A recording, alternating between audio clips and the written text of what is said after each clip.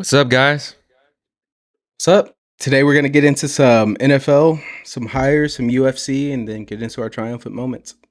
Let's do it. This past week taught us it's not just about who wins, it's about how they get there. Let's break it down.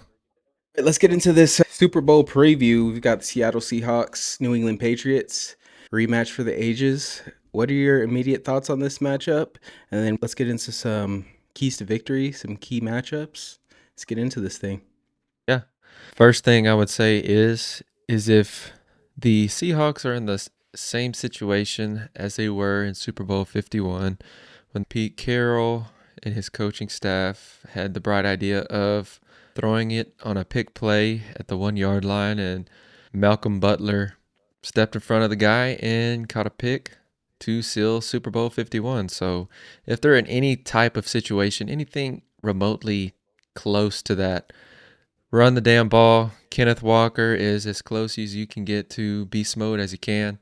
Run the fucking ball. But anyways, I think it's going to be a really good game. I don't think it's going to be close by any means, but I think it will be entertaining. It's going to be fun, and I'm really excited for it. Yeah, same here. When you look at the football stats and everything, you look at the layout of the game, I'm definitely thinking, the Seahawks got to take this one. The teams that they've beat to get to this point, the teams they had faced in the playoffs, how they played in the playoffs, I'm definitely leading towards the Seahawks, but any given Sunday, that's what they say, so I guess we'll find out. Let's get into some keys to victory. So I'm going to start with the Seattle Seahawks. I got two for each team. My first one is make Drake May throw the ball. Seattle Seahawks got a very good run stopping defense. Drake May, when he passes or throws the ball 35 plus times in a game, his record is 1-7. So you've got to get him there. You've got to stop the run. You've got to plug those holes and get Drake May to sling it around. I definitely think kid's young, 23 in his first Super Bowl. You need that. You need that to happen. My next one is target Will Campbell. They got a great rush over there on Seattle. You need to target that rookie left tackle. He's allowed 12 and a half sacks this year. So definitely leaning heavy for Seattle on the defense to be a really big catalyst if they want to get this victory this week. Next, I'm going to go to the Pats. The two I have for them is Drake May. He needs to use his legs. Like I said, Seattle's going to make him want to pass. He's got to get out of the pocket. He's got to scramble and just keep this defense, Seattle defense, on their toes. My next one is pressure Darnold. The Patriots defense, they've got to pressure him, and they've got to. He's been turnover prone in the regular season, so they've got to inflict some damage on him. 14 picks, 11 fumbles during the regular season. They've got to get the ball. They got to get some takeaways here, and Seattle's definitely the team to do it. So those are my two keys to victory for each team. What are your thoughts on those? Yeah, you hit all the high points. For Seattle, they have to contain Drake May and his legs. I think Drake May is, when he's scrambling and he's for more than 10 yards, I think he's like the best in the league. So containing him, we saw it when they played the Broncos a couple weeks ago in the divisional round. He was a leading rusher. And over the last few weeks of the regular season and into the playoffs, they've leaned more into his legs. His legs have been a weapon. So if Seattle can contain him inside the pocket and force him to make more throws, and not some shallow throw or flats throw, but make him go through his progressions, maybe Yeah. force him to take a deep shot or just get him uncomfortable, I think they'll be in a great spot. And also, you said it, Ricky Will Campbell. He was the top tackle prospect in the draft. Everybody was high on him. I was high on him. And he has not played very well his rookie season. He is really struggling. You said he gave up 12 and a half sacks. That is brutal.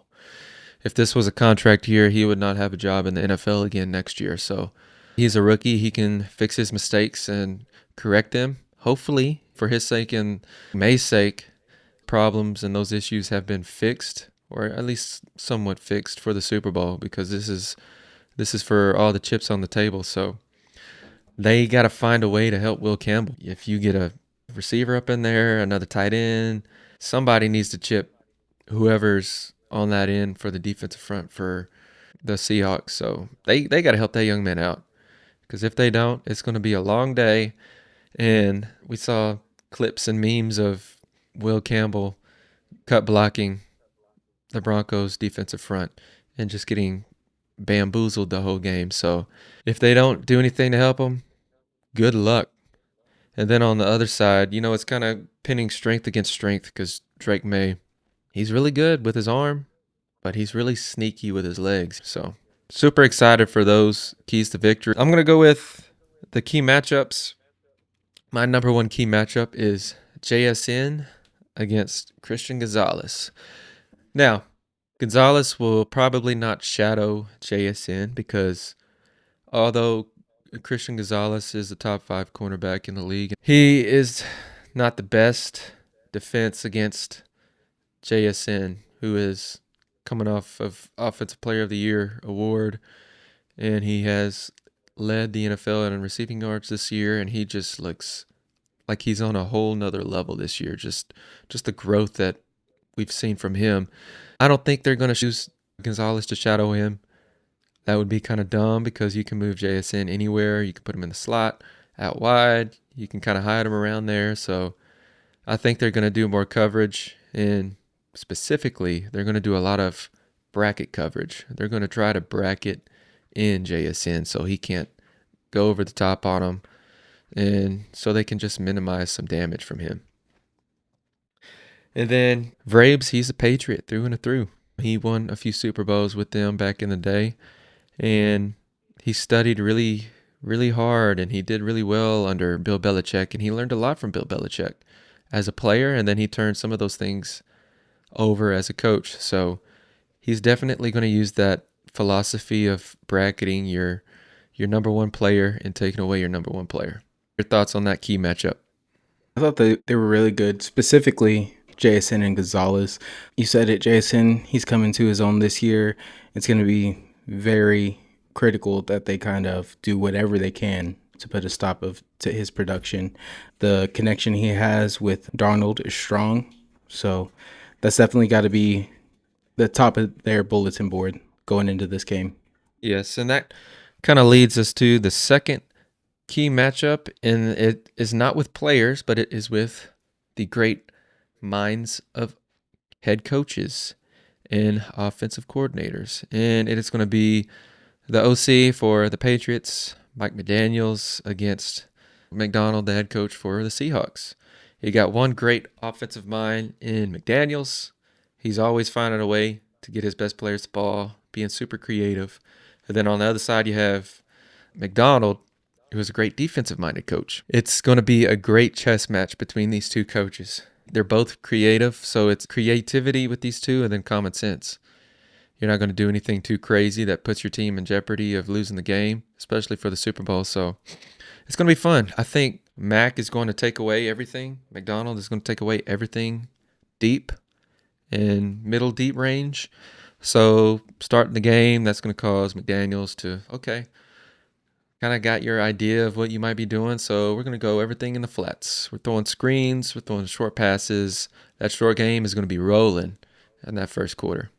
And then after that, that kind of opens up everything else because you might have a lot of defensive backs or zone players, linebackers take that bite on a screen to the flat, and then you got somebody over the top. So that'll be interesting. That's another key matchup that I have. Yeah, it is going to be real interesting. One thing I thought was interesting as well about that matchup is that I think McDaniels, this is his 9th or 10th Super Bowl that he's going to be in. So that's going to be a real key factor going into this. Seattle's got a really great defense, but McDaniels' experience is going to play a factor.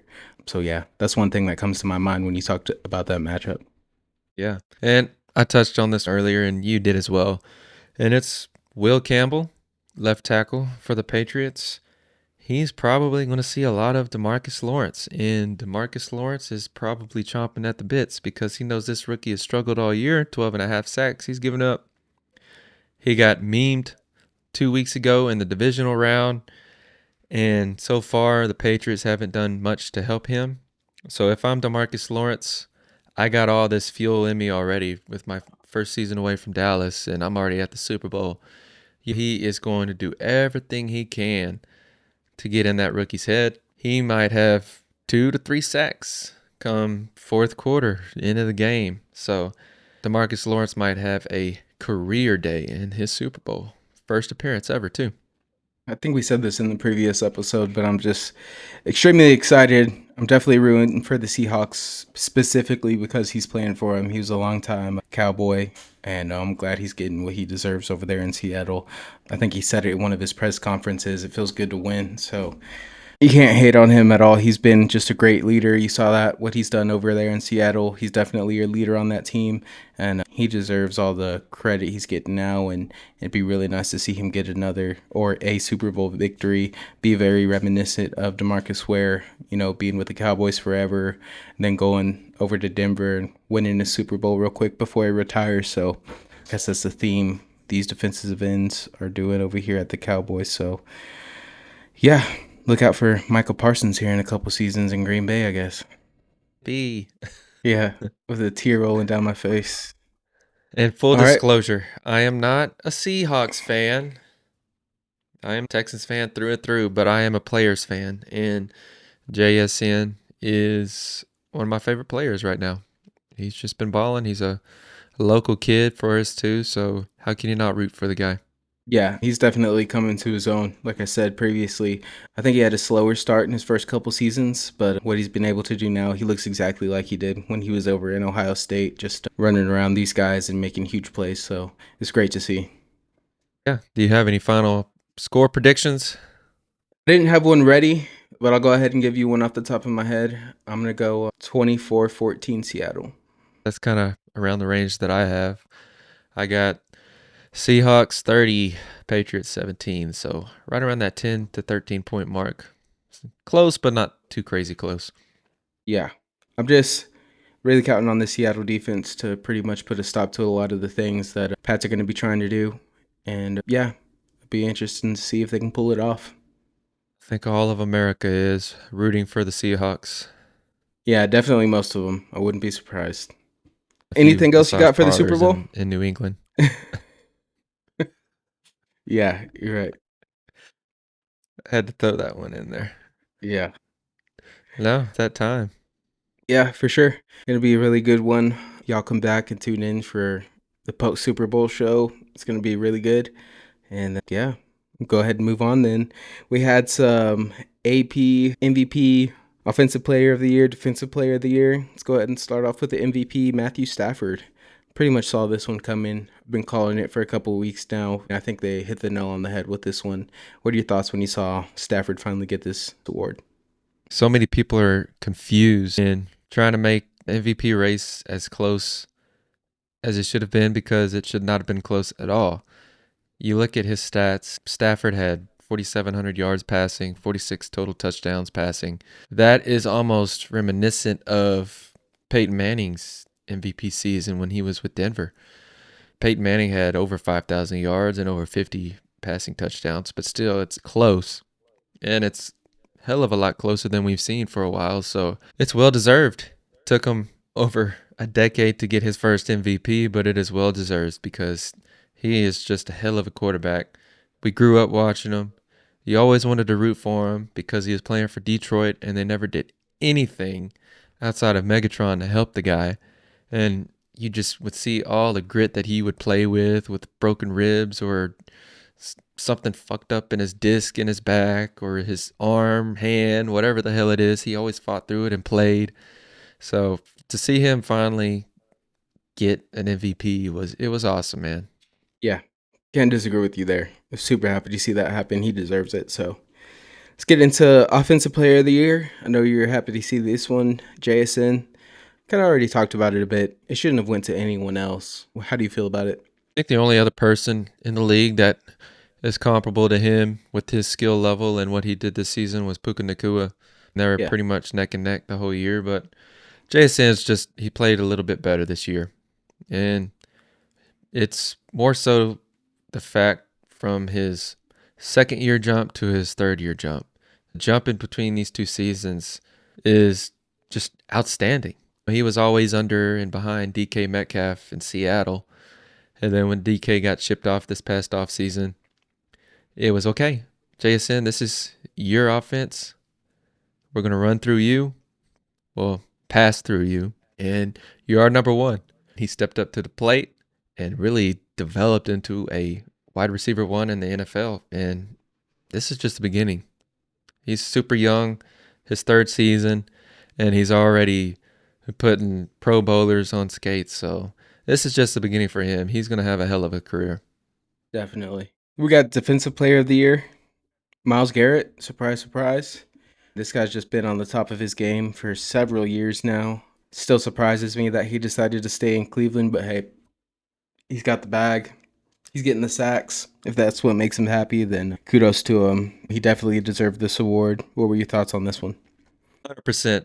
No one else on the defensive side deserved it more than him. 23 sacks, NFL sack record, and he broke it. Just looked unstoppable the whole year. This is what we grow accustomed to, seeing Myles Garrett every season. It's just painful, and it really sucks because he is wasting away in Cleveland. And somebody, please help this guy. Put him on a contending team, please, while he's still in his prime. He's still doing what he's doing, but it's with the Cleveland Browns, man. You can't win anything in Cleveland. They need to get him to a team, to an area, to a place that does a little bit more for him. The fans of Cleveland are awesome. They've always got his back. They always will have his back. But it's crazy because the MVP, the Offensive Player of the Year, and the Defensive Player of the Year, they all grew up, were in the same area of high school. I think it was like 50 or 75 square mile radius. Like the top three players in the NFL are from the same spot, same area in Texas. Yeah, definitely. That says a lot. I think there's like 17 players from this area playing in the Super Bowl this weekend. So that says a lot as well in and of itself. So yeah, super excited for these three guys. I think we can both agree that they all deserved it. And yeah, as far as Myles Garrett, his career is definitely reminiscent for me of JJ Watt at the Houston Texans. JJ Watt, I would say, is more of a someone that really loved his team, just bled for his team. And Garrett, I feel like, is more, it's going to go where their money takes him. But you've got to felt, watching JJ Watt's career is like, man, is he really ever going to win there? Just what they were putting around him, the quarterbacks he had on the other side of the ball, pretty much the same situation for me. Yeah. All right, let's talk a little bit about some hires. Let's go ahead and talk about some Frank Reich. Got a new OC job? Yeah, after spending some time, several years out of the league, after being fired and just rat canned the way he was. And you would think, oh, maybe that was some competent organization that did that. Maybe they had some common sense when they did it, but no, it was the Carolina Panthers. They did it. And Frank Reich, he is a really good coach, man. He's a really good guy as well. He's more laid back, more chill, but he's still got some fire under him. And head coaching might not have been his best suit to serve the NFL and to serve the players. So seeing him back as an OC and with the Jets, and the Jets have a lot of money to work with. They got a lot of draft capital to work with. So if they can get something going on that offensive side of the ball, it'll be a great comeback story. And who knows, he might be in contention for Coach of the Year next year because OCs and DCs can win that as well. They have their own award for that stuff. So it'd be really cool. I don't know too much about him outside of the fact that he was with the Colts for many years, and that was with Andrew Luck. I think 1 or 2 years, or maybe I'm just talking out of my ass, but he's a good coach, a good guy, and the Jets are lucky to have him. Yeah, definitely. The Jets need it, so whatever the help they can get over there, they need something to happen on that offense. So be really excited to see for them. Next, we've got Cliff going over to the Rams. New OC over there with Sean McVay. That's definitely a surprising move for me when you got a strong offensive-minded head coach and then you're going to bring in a strong OC who really has his own brand of football at the same time. He does a strong air raid offense. I wouldn't say it's too different from Sean McVay, but it is definitely a certain style. So you've got to wonder if these guys, obviously they've talked about it before this whole thing went down, but how these minds are going to work together. Obviously he was over there in Washington with Dan Quinn and they just decided to kind of mutually part ways. So you got to wonder how it's going to go over there with Sean McVay. Yeah, that was a very surprising hire. Just thinking, they're two macho guys, and Cliff has always been that way. He's always had his own style, like you said, and it's intriguing. They're both great offensive minds, and only one of them is going to call the plays, and Right. that is Sean McVay. So you're wondering, okay, well then why is Cliff there? Is he just there to kind of get his footing again with a really well-run organization as the Rams, so he can go eventually another year or two get another head coaching opportunity? Or are they trying to run this thing together to the Super Bowl and win a Super Bowl together? Because those two offensive-minded guys, with iron sharpens iron, yeah, they're not the typical thing with iron sharpens iron, but they're going to push each other. They're going to test each other, challenge each other with their minds, and oh, can we do this, add that, blah, blah, blah, blah, blah. So I think they're going to mesh really well together. Sean McVay, he takes care of his guys. And if he brought in Cliff Kingsbury, he's going to take care of them too. So I'm not too worried about bashing heads together. I think they're going to be all right. They're more than all right. I think they might be very dangerous next year. That offense. Yeah, I agree. It's either going to go very well or very bad. So you've got to think that's Cliff's plan. Ideally, win a Super Bowl. If not, you have a couple good seasons over there with the Rams, and he's going to be right in line for another head coaching job. He's still young when it comes to head coaches. So you got to think this guy's going to be heading the team if this goes well here in LA. So next, let's talk about LaFleur. Fleur. I did not know Fleur. Matt Laf. Yeah, I did not know he had a brother, the coach up in Green Bay. So this was surprising. Tell me your thoughts on this one. I don't know a dang thing about Mike LaFleur outside of the fact that he was the former OC for the Rams. And we all know who runs the plays in LA. So McVay. So it'll be interesting to see what type of philosophy Mike has coming out of LA and seeing how much of that is in relation to Sean McVay and his system. Ultimately, there's a lot of guys that come out of the McVay system and the McVay tree that succeed very well in the NFL. So the Cardinals in the same division, that's going to be a tough ask, especially in the first couple years. He signed a 5-year deal, so it might take the total 5 years to actually get a good winning season going. So it'll be interesting. They don't have any crazy players that I'm thinking of outside of Trey McBride. So they have a lot to work with. They don't have a franchise quarterback. Kyler Murray's not their future. He might not even be with them next year. So it's almost a clean slate with this guy. So and usually that's probably the best thing to go into is a clean slate, so you can go get the guys that you want and build from there. Yeah, it'll be interesting to see if he can turn that around. He's done something magical. But yeah, when you talk about Sean McVay and his tree, it's just insane to see the success his tree has had and also how big his tree is at this age. I forget how old he is, but he came in being the youngest coach in the NFL, and already his assistant coaches are getting picked left and right. And how can you blame him? The guy's been successful since he's gotten into the NFL, and I'd be doing the same thing if I had an NFL team. I'd be picking all of his coaches. The expectations have never been higher because the last few years we've had first time head coaches or head coaches for the first time in a while. A couple years ago it was Dan Quinn with the Commanders. They went 12-5 that season with Jaden Daniels. Quick turnaround. And then this year you got Mike McDonald in his second year with Seattle. They made it to the Super Bowl.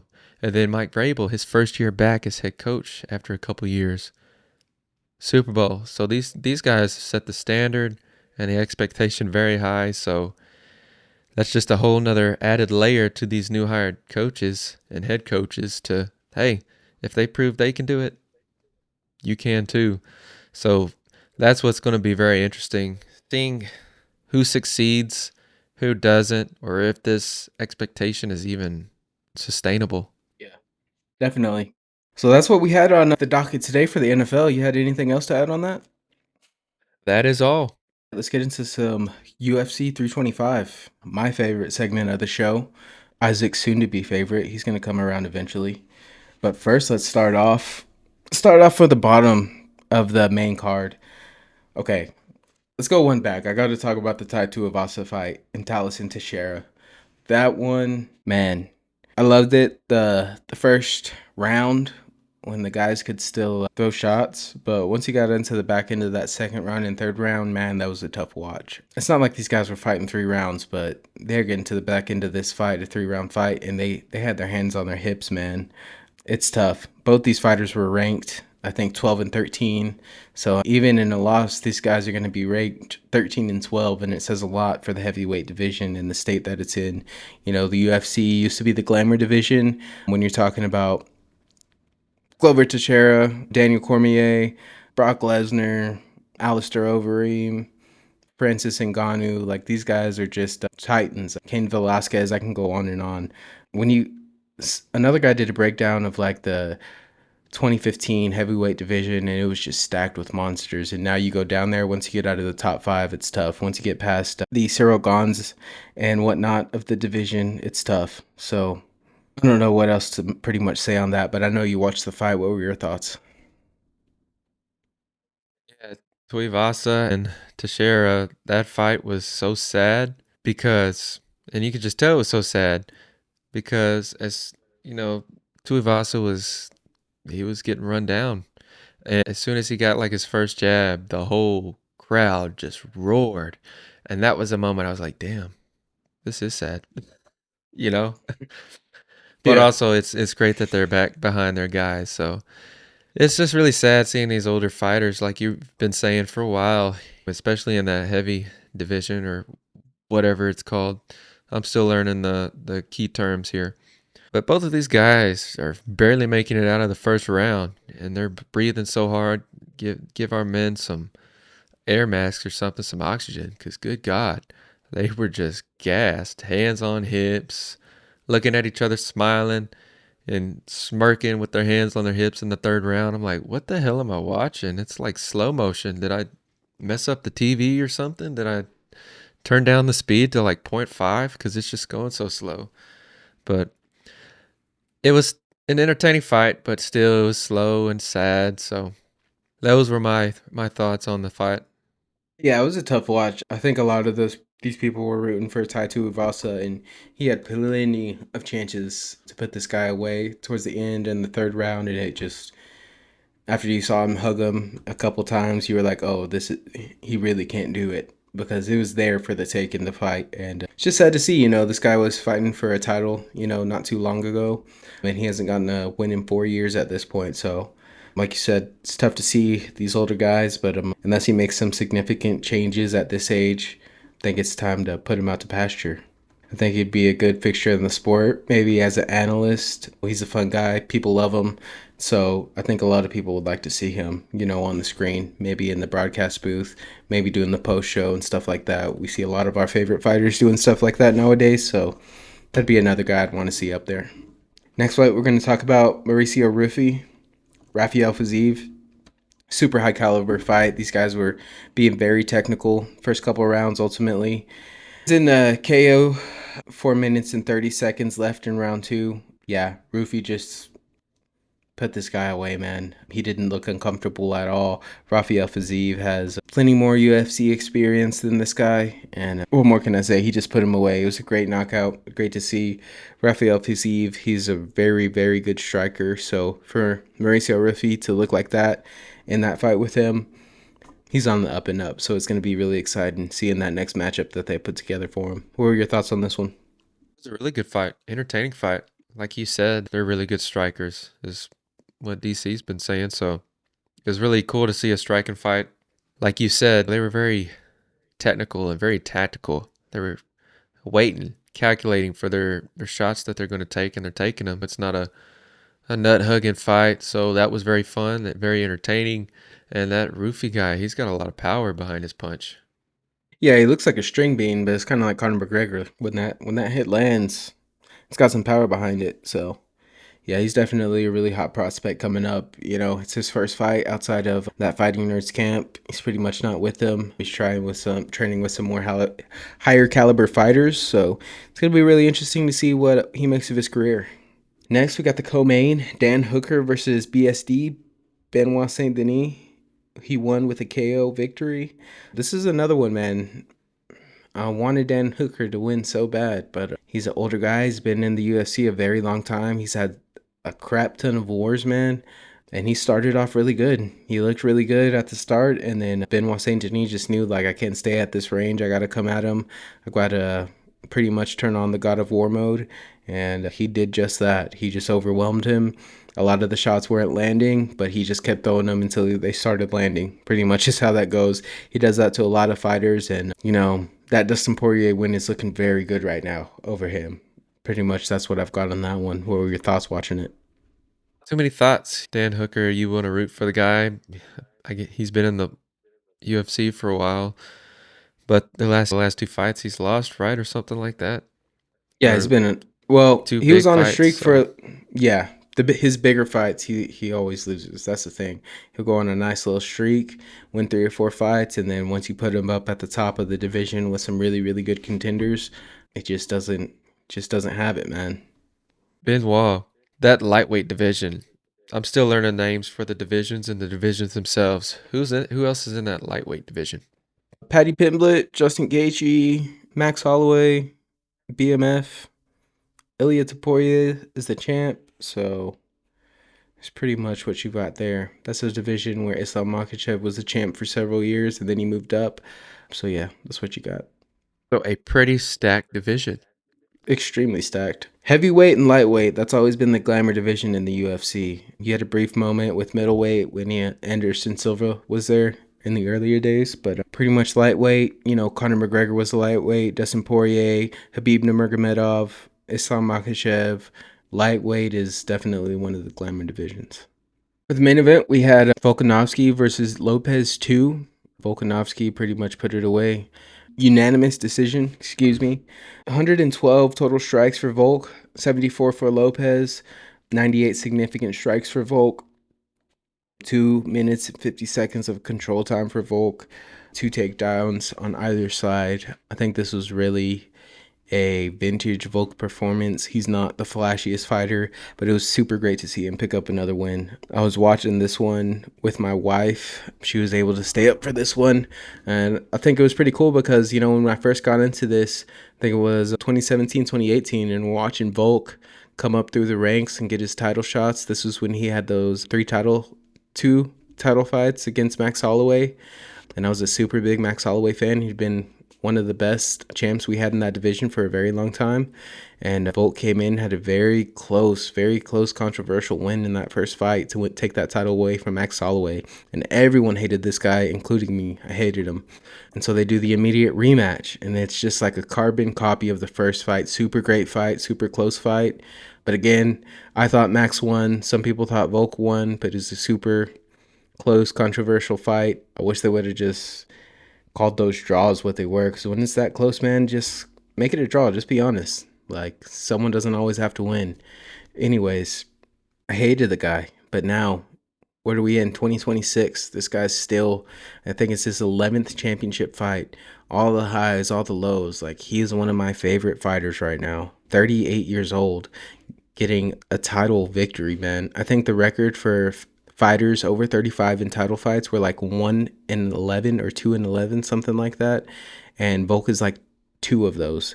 So, or 3-11, and Volk is 2 of them. So it's just insane, man. The longevity of this guy. This guy was a rugby player sitting on the couch watching UFC. I think they said he was like 200 something pounds, and he was just like, I could probably do that.